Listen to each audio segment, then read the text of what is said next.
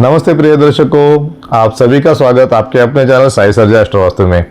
मित्रों, मैं पुणे से महेश गोड़े, ज्योतिष अभ्यासक, आपके लिए आपके ज्योतिष सखा कहिए, ज्योतिष मित्र कहिए, ज्योतिष सहायक कहिए, लेकिन मैं हूँ एक ज्योतिष अभ्यासक। ज्योतिष का अभ्यास करना चाहता हूँ और यही अपनी पहचान बताना भी चाहता हूँ और बनाना भी चाहता हूँ।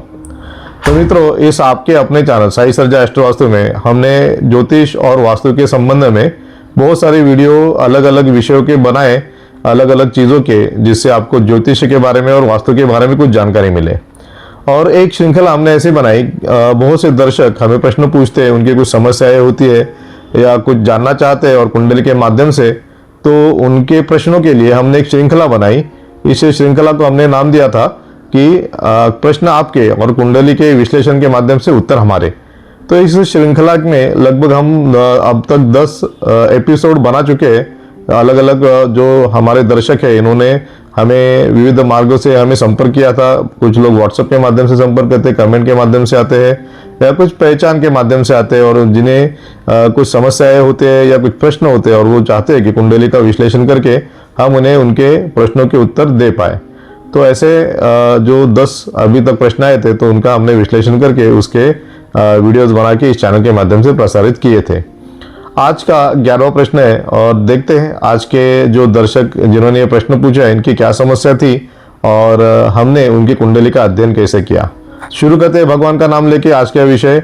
आप सभी का स्वागत। आइए हमारे इस चैनल में जुड़िए, सब्सक्राइब करना मत भूलिए ताकि आपको ये वीडियो जरूर मिलते रहे ऐसे, या आपके भी कुछ और विषय हो तो आप हमें संपर्क कर सके।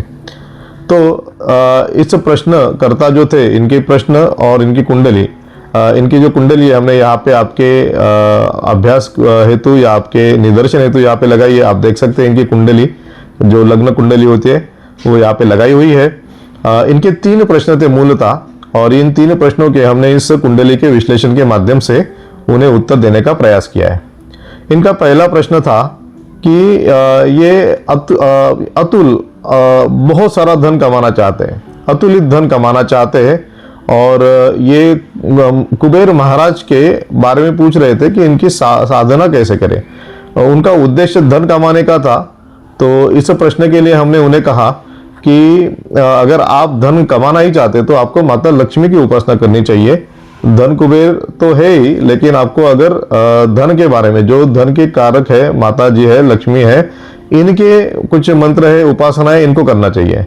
तो इनका अगला प्रश्न था, क्या हम कोई मंत्र उन्हें दे सके जो माता लक्ष्मी के बारे में हो, जिसकी साधना से ये अतुलनीय ऐसा धन कमा सके। तो हमने उन्हें यही बताया कि अगर ये कोई साधना करना चाहते हैं तो इस साधना के लिए उनको किसी गुरु की आवश्यकता पड़ेगी, क्योंकि कोई भी साधना जो है वो गुरु के बिना पूर्ण नहीं होती, और जो भी साधना बिना गुरु के होती है उसे ऐसा देखा गया है कि वो अपने स्थान तक नहीं पहुंच पाती, अपने पूर्णत्व को नहीं प्राप्त कर पाती, क्योंकि गुरु के बिना मनुष्य का जीवन ही अधूरा है। तो ये साधना तो एक यानी उच्च कोटि, उससे भी, जीवन से भी उच्च कोटि की साधना होती है।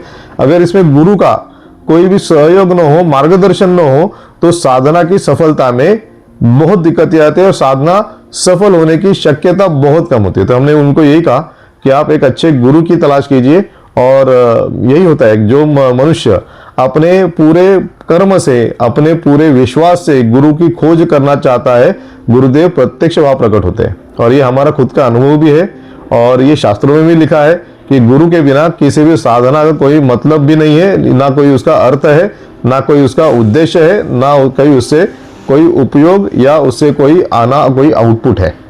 तो ये हमने उनको बताया कि आप कोई भी अच्छे से जो गुरुजी हो उनकी तरफ से दीक्षा लीजिए, और केवल दीक्षित मंत्र या दीक्षित साधना का ही अभ्यास कीजिए, जिससे इनके पहले प्रश्न यानी अतुलित धन कमाने का जो इनका उद्देश्य था, तो वो उद्देश्य तक पहुंच सके। इनका दूसरा प्रश्न था कि इन्हें कुछ दिनों से या कुछ सालों से जमीन के संबंध में तकलीफें हो रही है, यानी ऐसा लग रहा है इनको कि क्या इनके जमीन में कोई समस्या खड़ी होगी, या कोई कोर्ट केस में जाना पड़ेगा, या किसी अन्य आपदा का इनको सामना करना पड़ेगा। ये इनका दूसरा प्रश्न था। तो आपके सामने कुंडली है, आप कुंडली में देख सकते हैं कि इनके चतुर्थ घर में शुक्र महाराज विराजे है, और शुक्र महाराज होने की वजह से और अन्य कोई दोष भी विशेष रूप से यहाँ पे नहीं दिख रहा है। तो इनको हमने यही कहा कि इनकी दशा जो है, राहु महाराज की दशा चल रही है, 2029 तक राहु महाराज की दशा रहेगी। और अंतरदशा जो है ये शुक्र महाराज की 2023 से लेकर 2026 तक चलेगी।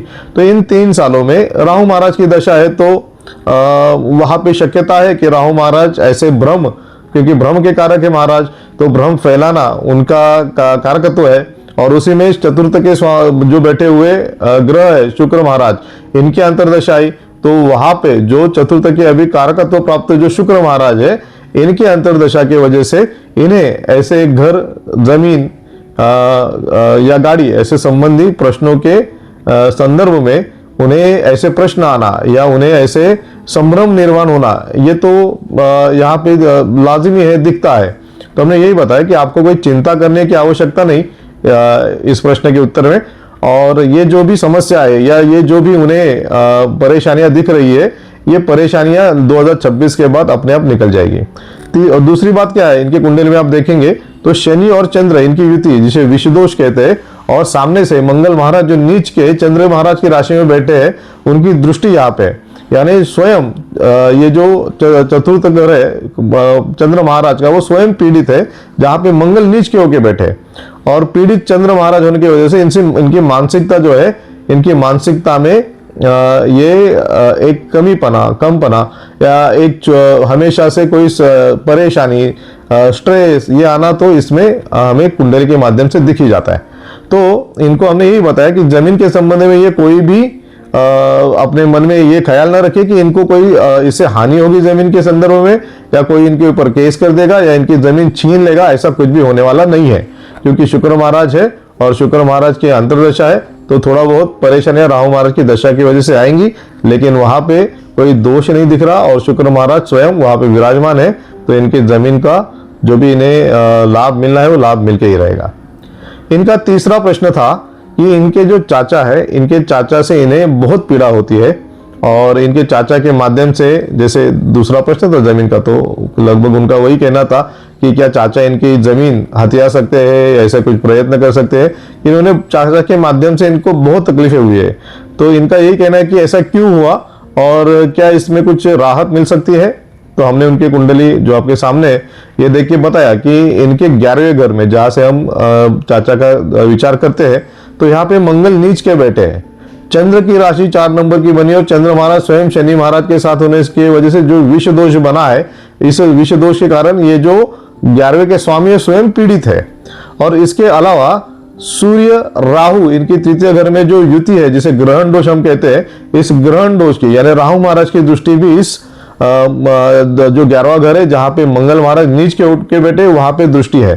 तो ये दृष्टि होने की वजह से भी जो अंगारक दोष हम कहते हैं उसका वहां पे उपलब्ध होना, बैठना, ये भी दर्शाता है कि 11वें घर में ये बहुत पीड़ादायक अवस्था है इनकी। और 11वें घर से इनके चाचा जी है जो इन्हें जन्म के वजह से, जन्म के समय से ही इन्हें तकलीफ देंगे, क्योंकि इनकी आप अगर दशाएं देखेंगे तो चंद्र महाराज की दशा जैसे थोड़े बड़े हुए होंगे, तो चंद्र महाराज की दशा 10 साल की 94 से लेकर 2004, उसके बाद मंगल, तो चंद्र महाराज स्वयं इनका घर है और इनकी दृष्टि भी है वहां पे, और शनि महाराज के साथ विष दोष, तो तब वहां से इन्हें समस्या आना। उसके बाद चंद्र के महाराज के बाद मंगल महाराज की दशा, मंगल स्वयं नीच के वहां पे, तो फिर से वही तकलीफें, और उसके बाद राहु महाराज इनकी दृष्टि है, तो फिर से वही तकलीफें ये दिखती है। और उसके बाद जब ये 2029 के बाद जब राहु महाराज यहाँ से चले जाएंगे, तब जाके इन्हें यहाँ से कुछ समस्याओं में समाधान मिलने की शुरुआत। गुरु महाराज की दशा आएगी, गुरु महाराज अच्छे यहाँ इनके लग्न में बैठे हैं, इन्हें लग्न में होने की वजह से गुरु महाराज हर समस्याओं से निकालने की जरूर हर समय कोशिश करेंगे, लेकिन तब तक इन्हें समस्याओं का समाधान मिलने की उम्मीद कम है। कुछ उपाय हमने बताए उन्हें, जिस उपाय के माध्यम से ये जो इन्हें परेशानियां आ रही है, तो इस परेशानियों के लिए उपाय करने चाहिए। और इस बारे में हमने उन्हें बताया कि यही इनके लिए अभी ठीक रहेगा, और कोशिश करें कि ज़्यादा से ज़्यादा अपने कर्मों को ठीक रखें, कि ज़्यादा से ज़्यादा सोचें कि परिवार में एकता कैसे रहे, ये हमने उन्हें बताया है। आपको ये वीडियो कैसा लगा? आपकी भी अगर कोई समस्या है तो आप हमें लिख सकते हैं चैट के माध्यम से, या आप हमें इस हमारे व्हाट्सएप नंबर पे भी बता सकते हैं। हमें संपर्क कीजिए, अपनी समस्या के बारे में पूछिए, हम जरूर आपकी कुंडली का अध्ययन करके आपके जो समस्या, आपका जो प्रश्न होगा उसको उत्तर देने का जरूर प्रयास करेंगे। वीडियो अच्छा लगे तो इसे लाइक कर दीजिए, अपने दोस्तों के साथ शेयर कीजिए और जैसे हम हमेशा कहते हमारे इस चैनल को सब्सक्राइब करना बिल्कुल मत भूलिए। धन्यवाद। जय श्री राम। आप सभी का दिन अच्छा हो।